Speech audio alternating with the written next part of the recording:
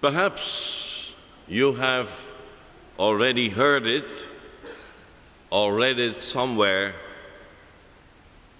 that from the first Sunday of Advent, all over the Catholic Church, a new English translation of our Mass text is going to be used, based on the existing standard text in Latin. And in the preceding months before Advent, September, October, and November, we are supposed to prepare ourselves and gradually familiarize ourselves with this new text of the Mass. Now, perhaps this sounds more exciting and dramatic than it really is, because the main things of the Mass will remain basically the same. In fact, the whole structure of the Mass, its actions and most of the words of its words remain so much the same that in comparing the new with the old translation, some of you may say, what is the big deal? Most of the time, the differences are indeed not very sensational, but they are there. In the first place, for instance, this new translation is more faithful and close to the Latin standard text than the one we presently have, which is also a translation of the same text. To give you one example, at present I say to you at the beginning of Mass, "The Lord be with you," which is a translation of Dominus vobiscum. And your answer is simply, "and also with you." But in the future, you are supposed to say, "and with your spirit," which sounds perhaps a bit odd initially, but is a much more accurate translation of the Latin response, "et cum spiritu tuo." In the new translation, it is also much clearer that many texts in the Mass are inspired by the Bible. At present, for instance, we used to say before receiving communion, "Lord, I am not worthy to receive you." In the future it will be, "Lord, I am not worthy that you should enter under my roof," which clearly refers to the words of the Roman centurion in Luke 7, chapter 7, 6-7. As a rule, the text of the new translation is also more solemn than the present one we have, something that is seen by some people as a disadvantage, but by others as very appropriate, because if you speak to God, they say, you ought to use a higher and more solemn language as when you speak to your classmate.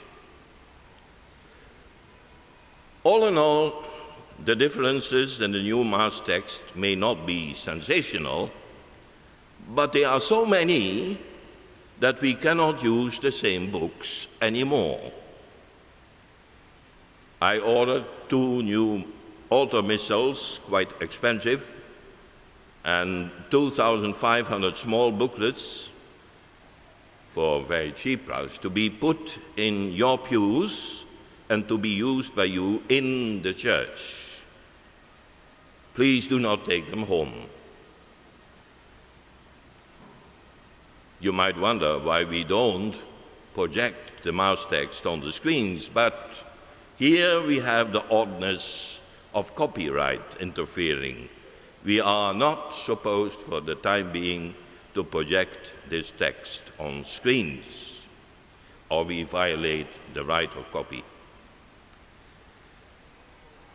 If you want to have a copy for yourself, you can buy one in another color, but with the same text for $2 per piece.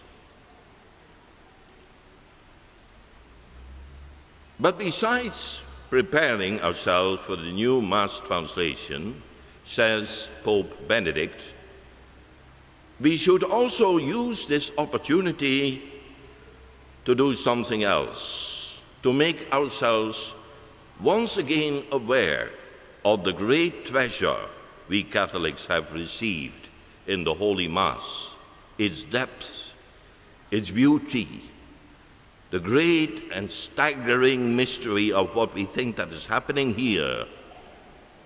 For even if our roof is leaking and the choir is singing totally out of pitch, even if the preacher is poor and not very inspiring, and the people unknown and the aircon not working, and the sound system so faulty that we cannot understand the thing, this much at least we always know: Jesus is here. Really, substantially, literally present in the Eucharist. He is here as our teacher who speaks to us through the words of the Bible. He is here as our sacrifice, for as the Church has always taught us, the same Christ who offered himself once in a bloody manner on the cross is contained and is offered in an unbloody manner during Mass. He is here as our food, for as Jesus himself said, "I tell you the truth, unless you eat the flesh of the Son of Man and drink his blood, you have no life in you."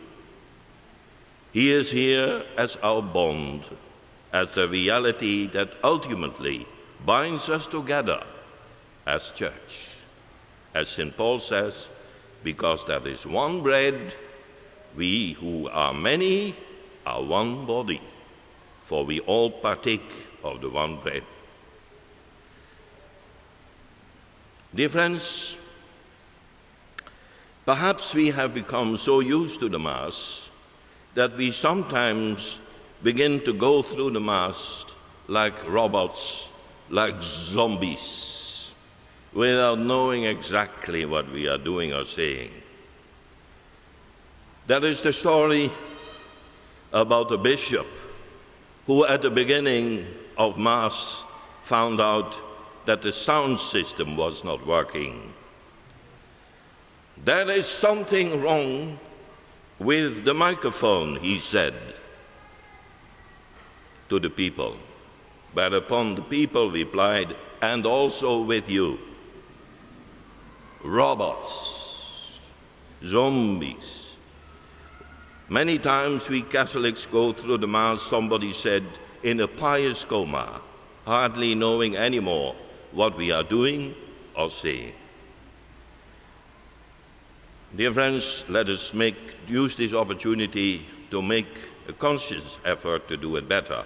In the coming weeks, my colleagues and I will try to speak about the various parts of Mass, hoping that this will make us a little bit more aware of this greatest and most beautiful treasure we have.